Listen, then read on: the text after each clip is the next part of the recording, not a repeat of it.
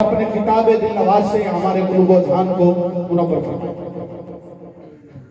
الحمدللہ الحمدللہ رب العالمین والصلاة والسلام علی اشرف الانبیاء والمرسلین اما بعد فاعوذ باللہ من الشیطان الرجیم بسم اللہ الرحمن الرحیم یا ایہا الذین آمنوا اتقوا اللہ وکونوا مع الصادقین آمنت باللہ صدق اللہ العلی العظیم وصدق رسولہ النبی الکریم مولاي صلی وسلم دائما ابدا علی حبیبک خیر الخلق کلہم هو الحبیب الذی ترجى شفاعته لكل حول من الاحوال مقتحم مولاي صلی وسلم دائما ابدا علی حبیبک خیر الخلق کلہم قال اللہ تبارک و تعالی فی شان حبیبہ الکریم ان اللہ و ملائکتہ یصلون علی النبی یا ایہا الذین آمنوا صلوا علیہ وسلموا تسلیما الصلاة والسلام علیکہ یا سیدی یا رسول اللہ الصلاة والسلام علیکہ یا سیدی یا رسول اللہ وعلا آلکہ و اصحابکہ یا خاتم النبیین۔ حمد و صلاة کے بعد واجب الاحترام جلوہ آرائے مسند صدارت حضرت پیر طریقت رہبر شریعت وارث سلسلہ نشائیہ روحانیہ حضرت صاحبزادہ والا شان پیر حکیم محمد ضیاء لطیف نشاہی قادری سچیاری مدد اللہ العالی حضرت علامہ محمد رفیع قادری صاحب ثناخان مصطفیٰ واجب الاحترام سامعین و ناظرین کرام، اللہ رب العزت کے فضل و کرم اور اس کے پیارے حبیب صلی اللہ تعالیٰ علیہ وسلم کے نالین پاک صدق سے ہم محترم جناب چودھری محمد اسحاق صاحب کی زیر سرپرستی اور محترم جناب ذوالفقار قادری نشائی اور محترم جناب افتخار نشائی قادری صاحب کی زیر نگرانی اس عظیم الشان محفل میلاد مصطفیٰ صلی اللہ تعالیٰ علیہ وسلم جو کہ بسلسلہ جشن غوث الورا منعقد ہو رہی ہے، اس میں حاضر ہیں۔ اللہ تعالیٰ ہماری یہ حاضری قبول فرمائے۔ بہت ہی معزز واجب الاحترام میرے بزرگ تشریف فرما ہیں، صاحبان علم و دانش یہاں موجود ہیں۔ ماشاءاللہ ایک بڑا روحانی ماحول بنا ہوا ہے۔ اللہ تبارک و تعالی ہمیں اپنے پیارے حبیب علیہ السلام کے ساتھ یہ رشتہ غلامی مصطفیٰ کو اور زیادہ مضبوط فرمائے اور اولیاء کرام کے ساتھ تعلق کو مزید مستحکم فرمائے۔ چونکہ محفل میلاد مصطفیٰ صلی اللہ علیہ وسلم کا عنوان ہے اور ساتھ بس سلسلہ جشن غوث الورا ہے، یہ دو عنوان میں نے فلیکسز پہ دیکھے ہیں، تو میں ان دونوں عنوانات کو، دونوں موضوعات کو بڑے اختصار کے ساتھ بیان کرنے کی کوشش کروں گا، کیونکہ ٹائم کافی ہو چکا، 12:30 ہونے کے قریب ہے، تو میں تقریباً کوشش کروں گا کہ آدھے گھنٹے سے پہلے اپنی گفتگو ختم کر دوں۔ محفل میلاد مصطفیٰ صلی اللہ تعالیٰ علیہ وسلم، جب بھی یہ نام لیا جاتا ہے تو اس کا مطلب یہ ہوتا ہے کہ اس محفل میں ذکر مصطفیٰ ہوگا، اس محفل میں کیا ہوگا؟ ذکر مصطفیٰ صلی اللہ علیہ وسلم ہوگا۔ وہ ذکر چاہے آپ کے دنیا میں تشریف لانے سے قبل جب آپ عالم نورانیت میں تھے اس نور کا ذکر کیا جائے، چاہے آپ جب دنیا میں تشریف لائے آپ کے ولادت باسعادت کا ذکر کیا جائے، آپ کے بچپن کا ذکر کیا جائے، آپ کی جوانی کا ذکر کیا جائے، آپ کے گفتار کا ذکر کیا جائے، آپ کی رفتار کا ذکر کیا جائے، آپ کے معجزات کا ذکر کیا جائے، آپ کے خصائل کا ذکر کیا جائے، آپ کے شمائل کا ذکر کیا جائے، چاہے خصائل سے دنوی کا ذکر ہو، خصائل سے اخروی کا ذکر ہو، کسی حوالے سے بھی ذکر مصطفیٰ صلی اللہ علیہ وسلم ہوتا ہے، اس محفل کا نام ہم محفل میلاد مصطفیٰ صلی اللہ علیہ وسلم۔ کام اتنا ہی ہوتا ہے، اس کا نام چاہے سیرت النبی رکھ لے چاہے محفل میلاد رکھ لے۔ اب میں اختصار کے ساتھ ذکر مصطفیٰ صلی اللہ علیہ وسلم کو اور میلاد مصطفیٰ صلی اللہ علیہ وسلم کو آپ کے سامنے پیش کروں گا کہ یہ ذکر مصطفیٰ صلی اللہ علیہ وسلم اس وقت سے ہو رہا ہے جب کائنات میں کسی چیز کا اللہ کی مخلوق میں وجود نہیں تھا۔ سب سے پہلے رب کائنات نے اپنے محبوب علیہ السلام کے نور کو اپنے نور سے تخلیق فرمایا، پھر اس کے بعد رب کائنات نے باقی مخلوقات کو پیدا کیا، سیدنا آدم علیہ السلام کو جنت میں پیدا کیا، پھر دنیا میں بھیجا۔ جب دنیا میں بھیجا تو سب سے پہلے جس نے ذکر مصطفیٰ صلی اللہ علیہ وسلم کیا اللہ کے پیارے پیغمبر حضرت سیدنا آدم علیہ السلام نے کیا۔ 300 سال تک روتے رہے، پھر اللہ تعالیٰ نے وہ الفاظ القاء فرمائے جن الفاظ کے ساتھ اللہ کی بارگاہ میں دعا مانگی۔ وہ بہت ساری روایات ہیں کہ الفاظ کون سے تھے۔ حضرت عمر فاروق رضی اللہ عنہ جو ارشاد فرماتے ہیں، جو روایت آپ سے آتی ہے میں وہ آپ کے سامنے رکھتا ہوں کہ اللہ کے پیارے پیغمبر حضرت سیدنا آدم علیہ السلام نے اللہ تعالیٰ کی بارگاہ میں التجا کی، اللہم انی اسألکا بحق محمد ان غفرت لی، یا اللہ میں تیرے محبوب صلی اللہ علیہ وسلم حضرت پیارے محمد مصطفیٰ صلی اللہ علیہ وسلم کے وسیلے سے دعا کرتا ہوں کہ تو میری بخشش فرما۔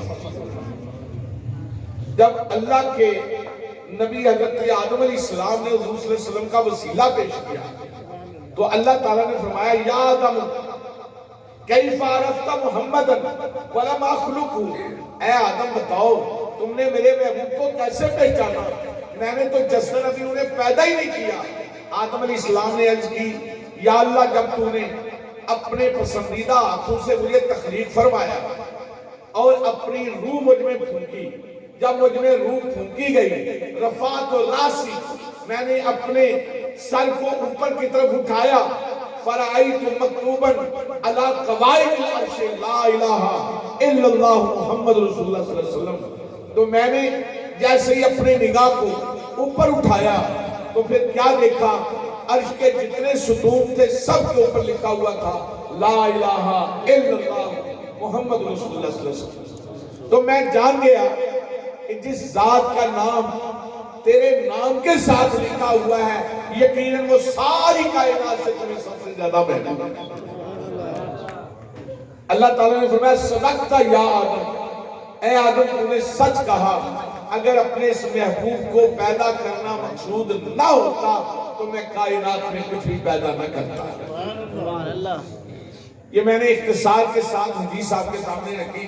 پھر اس کے بعد جتنے انبیاء کرام علیہ السلام دنیا میں تشریف لائے سارے کے سارے ہمارے نبی کا ذکر کرتے رہے، اپنی اپنی امتوں کے سامنے ہمارے نبی کے احوال بتاتے رہے، ہمارے نبی کا ذکر کرتے رہے۔ قرآن کہتا ہے اس کثرت کے ساتھ ذکر کیا، نبیوں نے اپنی امتوں کے سامنے یارفونہ کما یارفون ابناءہم، کہ نبیوں کی امتیں ہمارے نبی کو اس طرح پہچانتی تھی جس طرح اپنے بچوں کو پہچانتی تھی۔ تو اندازہ لگا لیجئے ان نبیوں نے ہمارے نبی کا ذکر اپنی امتوں کے سامنے کس شاندار طریقے سے کیا ہوگا۔ پھر اللہ کے پیارے نبی حضرت ابراہیم علیہ السلام اللہ کی بارگاہ میں دعا مانگتے ہیں، ربنا وَبَعَثْ فِيهِمْ رَسُولًا، یا اللہ جس رسول کا تو نے وعدہ کیا تھا وہ رسول ہم نے مبعوث فرما دے۔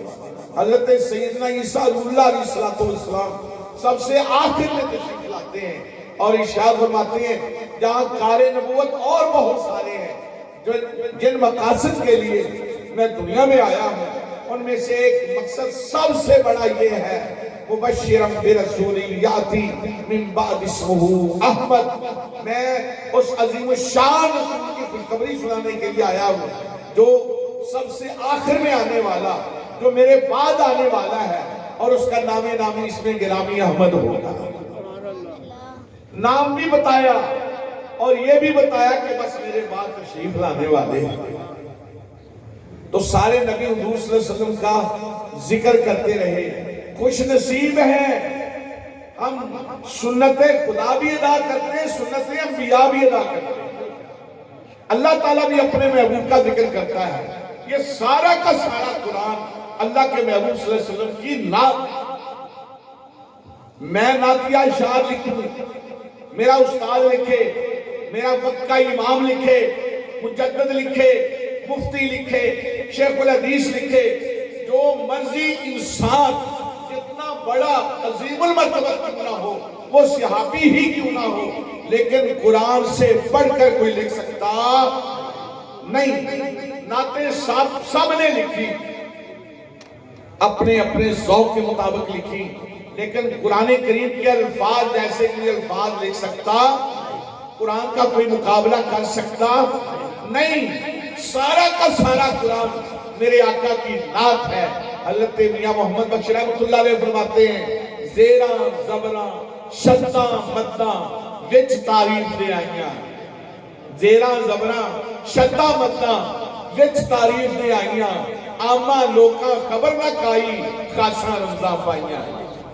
کیا فرماتے ہیں کہ یہ آیتیں نہیں، یہ صورتیں ہی نہیں، یہ الفاظ ہی نہیں، بلکہ قرآن کے اندر جو زبر آئی ہے، جو زیر آئی ہے، جو پیش آئی ہے، جو شد آئی ہے، جو مد آئی ہے، یہ بھی میرے آقا کی ثناخوانی بیان کر رہی ہے۔ اور پھر رب کائنات نے اپنے محبوب اسلام کا نام ہی ایسا رکھا، محمد صلی اللہ علیہ وسلم، جس کے معنی ہی یہ ہے الذی یحمد حمدا بعد حمد، جس کی بار بار تعریف کی جائے، بار بار تعریف۔ کتنی بار بار تعریف؟ ایک زمانہ آئے، وہ زمانہ تعریف کرتا رہے، وہ زمانہ چلا جائے، دوسرا زمانہ آ جائے، دوسرا زمانہ تعریف کرتا رہے، وہ زمانہ ختم ہو جائے، تیسرا زمانہ آ جائے، زمانے ختم ہوتے چلے جائیں، لیکن تعریف مصطفیٰ کبھی ختم ہو سکتی نہیں۔ اللہ اکبر! کتنے زمانے گزر گئے، کتنی صدییں گزر گئیں، اللہ کے محبوب کا ذکر جاری ہے۔ اور کس طرح جاری ہے؟ جب بھی میلاد شریف کا مہینہ آتا ہے، بڑے لوگ فتوے لگاتے ہیں، کہتے ہیں یہ میلاد کہاں لکھا ہے، یہ جشن کہاں لکھا ہے، بتاؤ یہ ساری جھنڈیاں کہاں لکھی ہیں، یہ کمکمے کہاں لکھے ہیں، یہ بلب، یہ لائٹیں، یہ روشنی کہاں لکھی ہے۔ وہ آج تک اسی چکر میں پڑے ہوئے ہیں۔ میرے رب کا وعدہ ہے وَلَلْآخِرَةُ خَيْرٌ لَكَ مِنَ الْأُولَىٰ، اے میرے محبوب صلی اللہ علیہ وسلم، آپ کو میں نے وہ شان عطا فرمائی ہے کہ آپ کا ہر آنے والا لمحہ پہلے سے بہتر ہوتا ہے۔ پہلے کوئی پورے شہر میں ایک دو بڑی کانفرنسیں ہوتی تھی میلاد کی، پھر ذرا بڑھ گئی، پھر اور بڑی، ہم نے اپنی آنکھوں سے دیکھا بڑی بڑی کانفرنسیں ہوتی تھی، لیکن آج ہم دیکھ رہے ہیں، یہ صاحب گواہ ہیں کہ اب جب ہم گھر سے آ رہے تھے، یہ قریب ہی ہے بالکل، پاکستان میں لگے یا آخری میں، یہ قریب، یہاں سے ہم یہاں تک پہنچے، کتنی گلیاں تھیں، گلی گلی میں، نگر نگر میں، ہر بازار میں ذکر مصطفیٰ ہو رہا ہے۔ نعرہ تکبیر، نعرہ رسالت، نعرہ رسالت، جشن عید میلاد النبی۔ یہ ذکر بڑھتا چلا جاتا ہے، کیوں؟ میرے رب کا وعدہ ہے، یہ بڑھتا رہے گا، یہ کبھی کم نہیں ہوگا، یہ ذکر بڑھتے رہنا ہے۔ اور پھر جب پیارے آقا علیہ السلام کی ولادت باسعادت ہوئی، میرے آقا کی ذات بے مثل و بے مثال ذات ہے۔ بولیے بے مثلو بے مثال، ایسی بے مثلو بے مثال آپ کی ولادت باسعادت ہوتی ہے۔ آپ حضرات بڑی اچھی طرح جانتے ہیں جہاں ولادت ہوتی ہے وہاں حالات کیا ہوتے ہیں۔ ماں کا درجہ اللہ تعالیٰ نے ایسے ہی اتنا بڑا بلند نہیں کر دیا کہ ماں کے قدموں کے نیچے جنت رکھ دیا۔ انہیں کتنے مراحل سے گزرنا پڑتا ہے بچے کو جنم دینے کے لیے، لیکن میرے آقا کی جب ولادت ہوتی ہے آپ کی اماں جان فرماتی ہیں خرج منی نور، مجھ سے نور ظاہر ہوا۔ فرماتی ہیں مجھ سے نور ظاہر ہوا، کمرے کے اندر ہیں، پھر نور کی روشنی پھیلتی چلی گئی۔ فرماتی ہیں ادالہ قصور الشام، مکہ کے اندر ہیں، لیکن کہتی ہیں نور بڑھتا چلا گیا یہاں تک کہ شام کے محلات تک پہنچا۔ میں نے شام کے محلات کو دیکھ لیا۔ آپ سمجھدار ہیں، میں وہ قریب کے الفاظ نہیں کہہ رہا، بڑے ادب کے ساتھ الفاظ ادا کر رہا ہوں۔ آپ میری بات کو اچھی طرح سمجھ رہے ہیں۔ اماں جان اس وقت کا واقعہ بیان کرتی ہیں جب پیارے آقا کی ولادت ہوتی ہے۔ فرماتی ہیں میرے لال کی ولادت ہوئی، مجھ سے نور ظاہر ہوا، میں نے شام کے محلات کو دیکھا، پھر شام کے بازاروں کو دیکھا، بازاروں میں چلنے والے اونٹوں کو دیکھا، چلنے والے اونٹوں کی گدروں کو دیکھا، گدروں کے اندر جو پٹے ہوتے ہیں ان کے اندر وہ جو موتی ہوتے ہیں، کہتے ہیں میں نے وہ موتی بھی دیکھ لیے۔ پھر یہ روشنی بڑھتی چلی گئی۔ یہ روشنی جس آقا کے ہم غلام ہیں، جس آقا کی امت ہے، ان کی شان سنیے ذرا، یہ ان کی ولادت کا واقعہ ہے، ان کی ولادت کا حال ہے۔ میرے آقا علیہ السلام کی اماں جان فرماتی ہیں یہ روشنی بڑھتی چلی گئی، بڑھتی چلی گئی، پھر کتنی پھیلی، کہتی ہیں رائیت مشارق الارض و مغاربہا فکشف اللہ عن بصری فرائیت مشارق الارض و مغاربہا۔ رب کائنات نے میری آنکھوں سے پردے ہٹا دیے، یہاں تک کہ میں نے مشرق بھی دیکھ لیا، میں نے مغرب بھی دیکھ لیا۔ یہ لاہور فیصل آباد جتنا سفر نہیں، لاہور کراچی یا مکہ مدینہ جتنا نہیں۔ فرماتی ہیں میں نے مشرق بھی دیکھ لیا، میں نے مغرب بھی دیکھ لیا۔ مشارق و مغارب کا ذکر ہے، جب یہ دونوں تسنیہ ہیں ان کا مطلب ہے مشرق بھی دیکھا، مغرب بھی دیکھا، شمال بھی دیکھا، جنوب بھی دیکھا، اور یہ سارا کچھ جتنا کچھ اس کے اندر تھا رب کائنات نے سب میری نگاہوں کے سامنے پیدا کر دیا، سب کچھ ظاہر کر دیا۔ دوستو ذرا توجہ تو کرو، ذرا غور تو کرو، جس نور کی روشنی میں ان کی اماں جان کا یہ حال ہے، ابھی وہ ان کی ولادت ہوتی ہے، ان کی روشنی کا یہ حال ہے۔ اماں جان فرماتی ہیں میں نے مشرق و مغرب، شمال و جنوب دیکھ لیا، بتاؤ اس نور، اس آقا کی، اس ہمارے نبی کی نگاہوں کی روشنی کا عالم کیا ہے۔ سیدی اعلیٰ حضرت فرماتے ہیں اور کوئی غیب تم سے کیا نہا ہو بلا۔ یا رسول اللہ صلی اللہ علیہ وسلم، لوگ کہتے ہیں فلاں چیز آپ سے چھپی تھی، فلاں چیز چھپی تھی، میں کہتا ہوں کون سا غیب ہے کائنات کا؟ اور کوئی غیب تم سے کیا نہا ہو بلا، جب تم سے خدا ہی نہ چھپا تم پہ کروڑوں درود۔ یا رسول اللہ صلی اللہ علیہ وسلم، آپ سے تو رب نے اپنا آپ ہی نہیں چھپایا، جب رب نے اپنا آپ ہی نہیں چھپایا تو بتائیے کائنات میں اور کون سی اللہ تعالیٰ نے چیز چھپائی ہے؟ اور کوئی غیب تم سے کیا نہا ہو بلا، جب تم سے خدا ہی نہ چھپا تم پہ کروڑوں درود۔ اماں جان فرماتی ہیں میں نے مشرق و مغرب، شمال و جنوب کو دیکھا، پھر مزید کیا دیکھا؟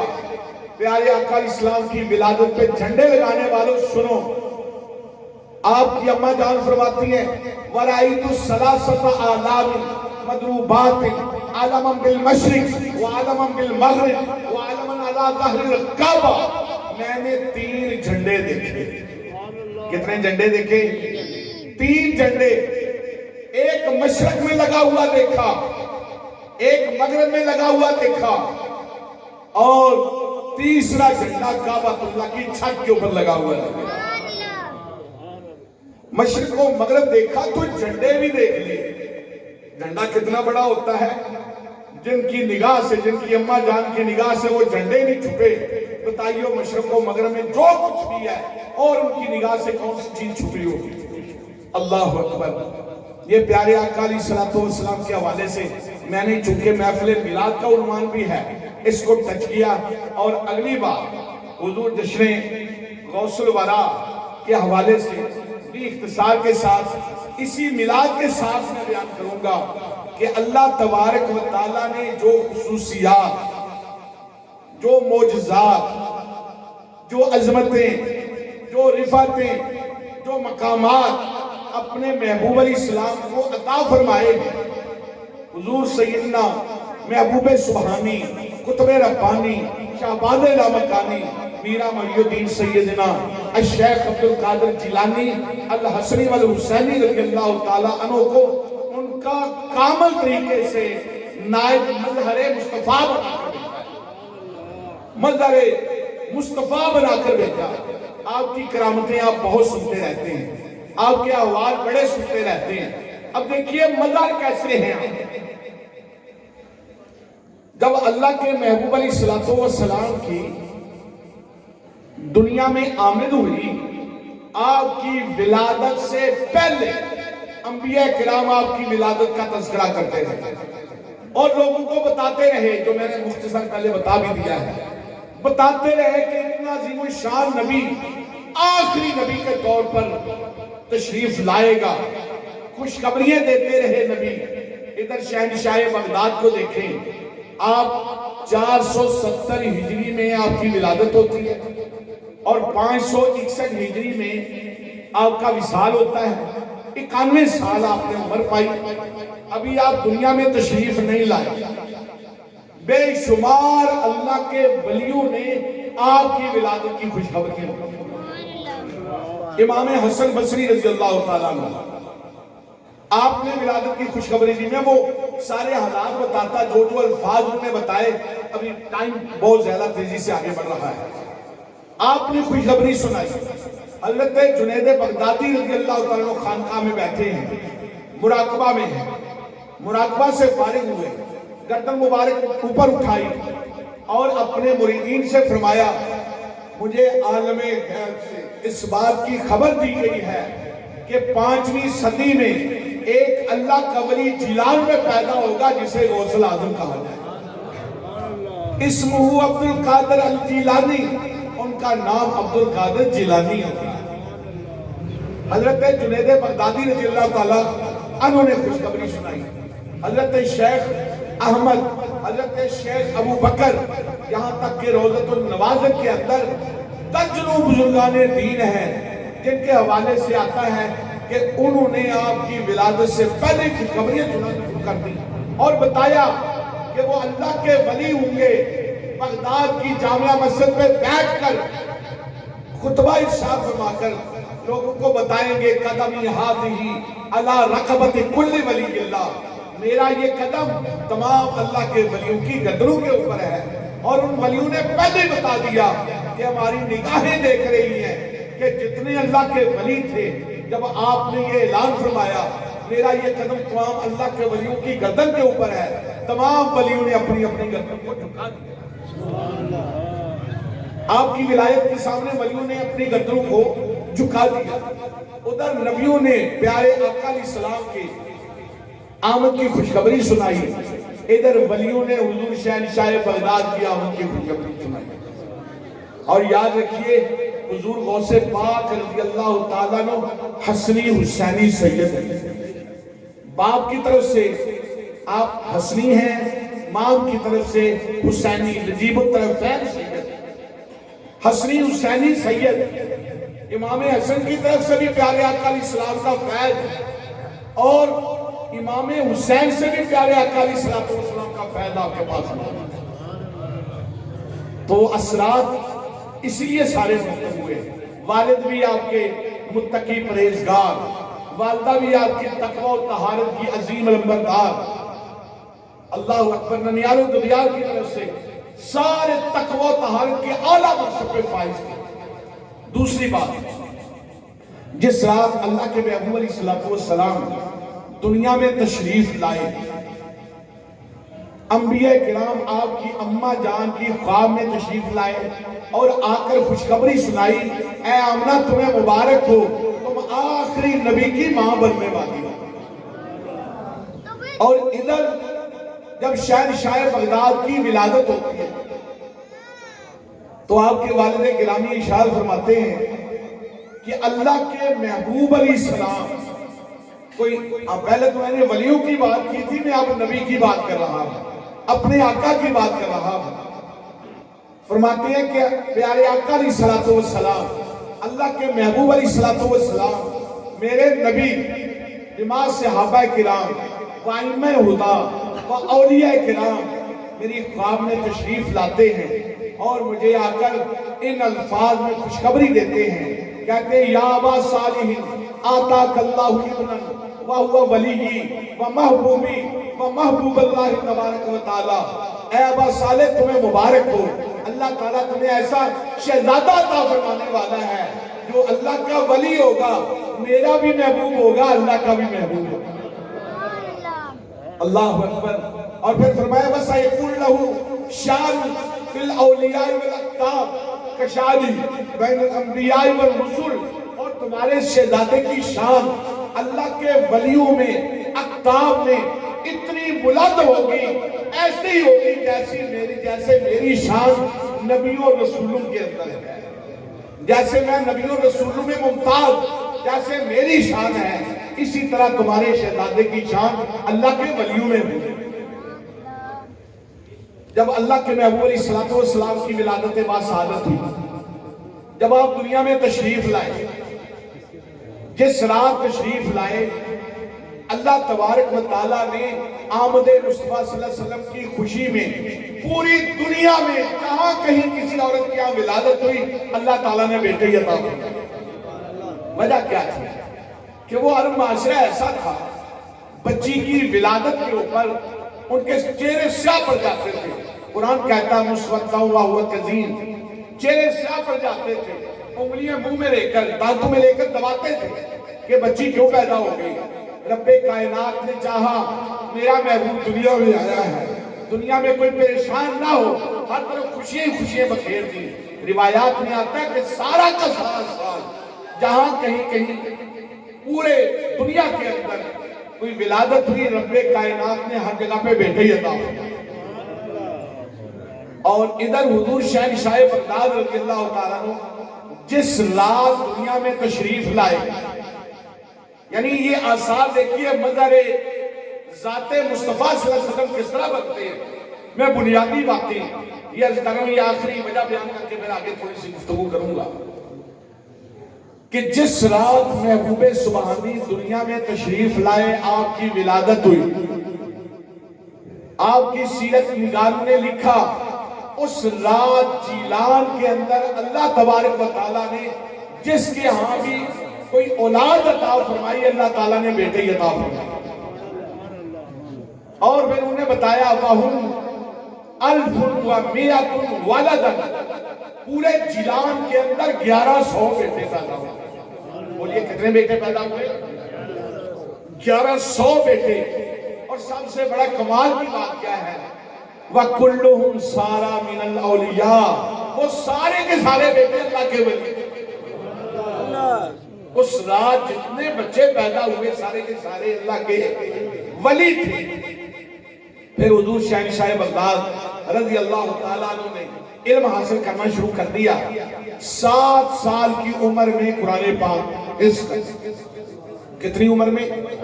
7 साल की उम्र में कुरान पाक हिफ्ज़ कर लिया।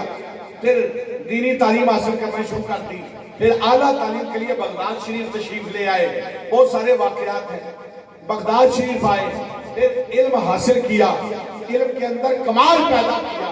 हालांकि आप मादरजाद वली हैं, अल्लाह तबारक व तआला ने जो आपको इल्म अता फरमाया, उसके थोड़ी सी मंजर कशी करके मैं गुफ्तगू खत्म करूंगा कि इल्म के अंदर कितना कमाल था। एक मसला पेश हो गया, अहले इराक उलमा उस मसले से आजिज आ गए। वो मसला ये था, एक आदमी ने कसम खा ली कि मैं अगर ऐसी इबादत ना कर सकूं जिस इबादत में मैं तन्हा हूंगा, यानी उस वक्त जिस वक्त मैं इबादत करूं कोई दूसरा मेरे साथ शरीक नहीं होगा, تو میری بیوی 3 طلاق سے آرام ہو جائے. اس نے زبان سے یہ الفاظ تو نکال دیے. اب سوچنے لگا وہ کون سی عبادت ہے. پھر اس کے لیے علماء کے پاس پہنچا کہ میں نے یہ قسم کھا لی ہے اور طلاق کو معلق کر دیا ہے کہ میں ایسی عبادت کروں جس وقت میں تنہا ہوں اس عبادت میں. انہوں نے کہا نماز پڑھو گے کسی وقت میں دنیا کے کسی نہ کسی کونے میں اس وقت کوئی نماز پڑھ رہا ہوگا. نفل پڑھو گے کوئی نفل پڑھ رہا ہوگا. سبحان اللہ کہو گے سبحان اللہ کہہ رہا ہوگا. الحمدللہ کہو گے الحمدللہ کہہ رہا ہوگا. قرآن پڑھو گے قرآن. تو کون سی عبادت ایسی ہے کہ اس وقت تم کرو تو دنیا میں اور کوئی نہ کر رہا ہو. جب علماء عاجز آ گئے تو یہ مسئلہ حضور شہنشاہ بغداد کی بارگاہ میں پہنچا. جب آپ کی بارگاہ میں پہنچا آپ نے بلا توقع بلا سوچے بلا غور کیے اسی وقت ارشاد فرمایا.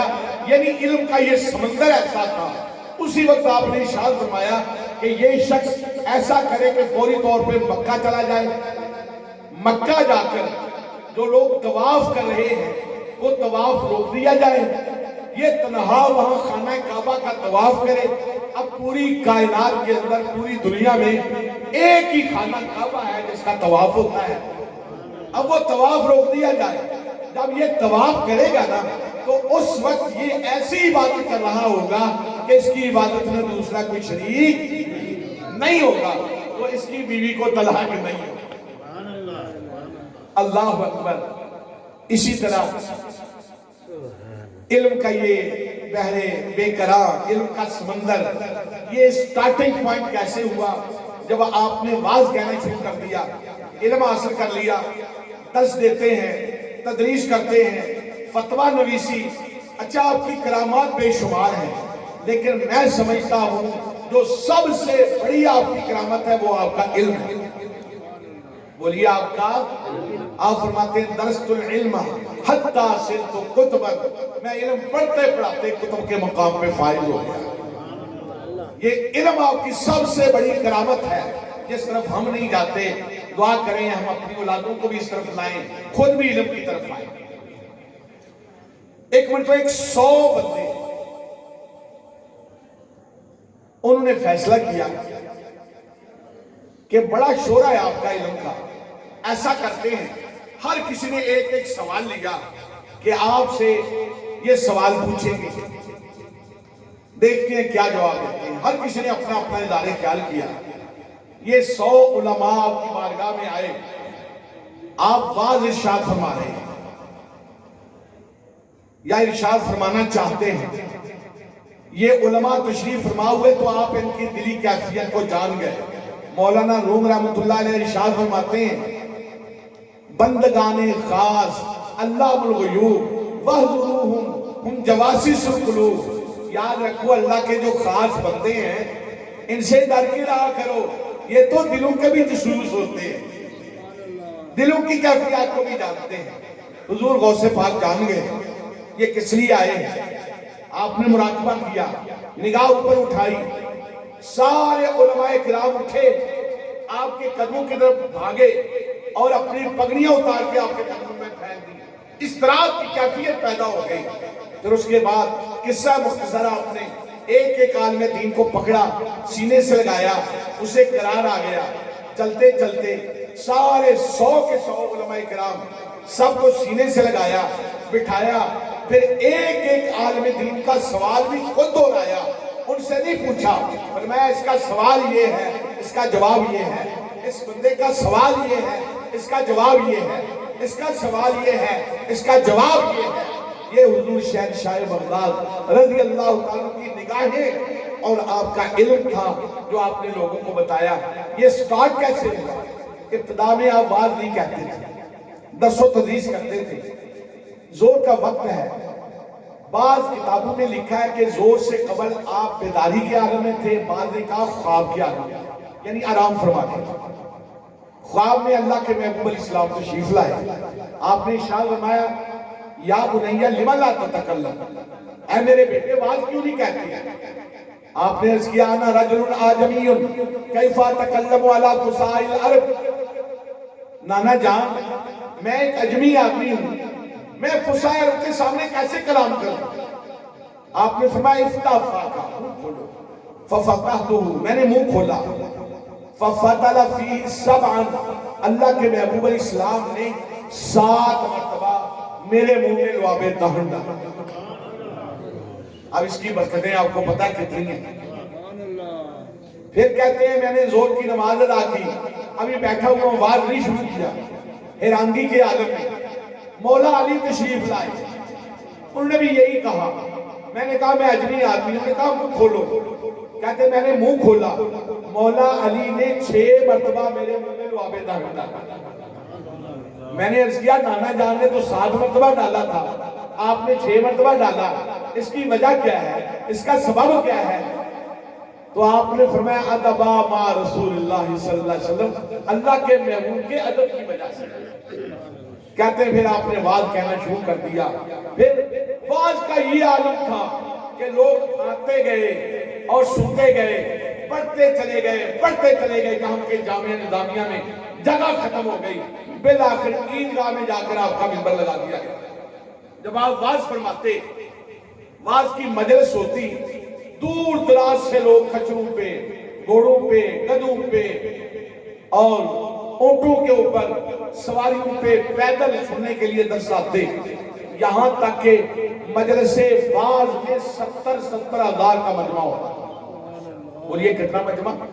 یہ منہ سے کہنا آسان ہے، 70 ہزار کا مجمع، 70 ہزار کا مجمع ہوتا، آپ واز فرماتے اور آپ کی آواز مبارک کی کرامت یہ تھی کہ جتنی آواز آپ کی پہلی صف میں بیٹھا ہوا سنتا تھا، اتنی آواز آخری بندے تک پہنچا کرتی تھی۔